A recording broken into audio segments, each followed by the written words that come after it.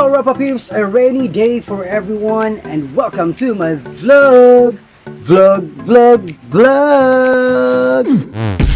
You are tuning into my channel Lordski 101. Para maging updated kayo sa mga videos ko, please don't forget to subscribe and hit the notification bell. Sa mga nag-subscribe ng aking channel lately, thank you so much for your support and for watching my videos. For this video, pag-uusapan natin ang mga linya ng mga pelikula na kung saan ay tumatak sa ating puso at isipan. Mga linya na kung saan karamihan sa atin ay umiiyak.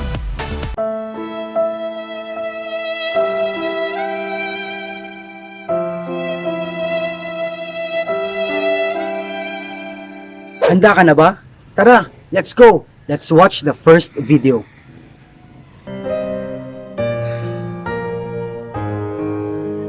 Naranasan mo na bang iwan ka ng mahal mo sa buhay? O kaya'y iiwan ka pa lang? Joke lang. Kung naranasan mo na ang ganitong experience, kahit masakit, kailangan mong intindihin at kailangan mong tanggapin. Kasi, ang lahat ng mga nangyayari sa ating buhay ay mayroong rason.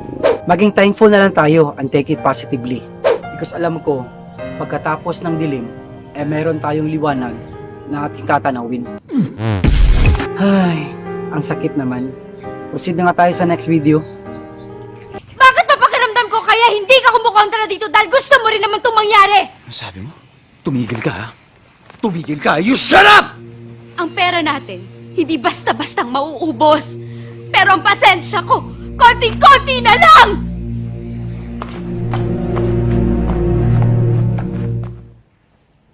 Ayan po. Ang pera at ang lahat ng bagay dito sa mundo ay hindi basta-basta nauubos. Kahit ang pasensya, hindi yan basta-basta nauubos. Huwag na nating antayin pa na maubos ang pasensya ng isang tao. Huwag na nating antayin pa na lumaki ang gulo. Hanggat sa maaari ay bigyan agad ng solusyon ang isang problema.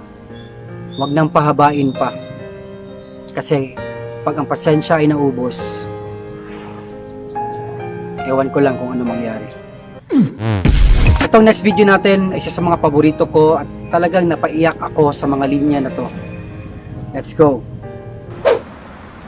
Don Marteves, Jory Morcolio, Maymay BTS, Quattro Manga, Batch 2025, JNHS Teachers, Rosmay Trono, Aiza and Alex Aranas. Thank you so much. Kung gusto nyo po magpa-shoutout, please comment down para ma-shoutout ko po kayo sa aking next video. Thank you so much and have a cold day everyone.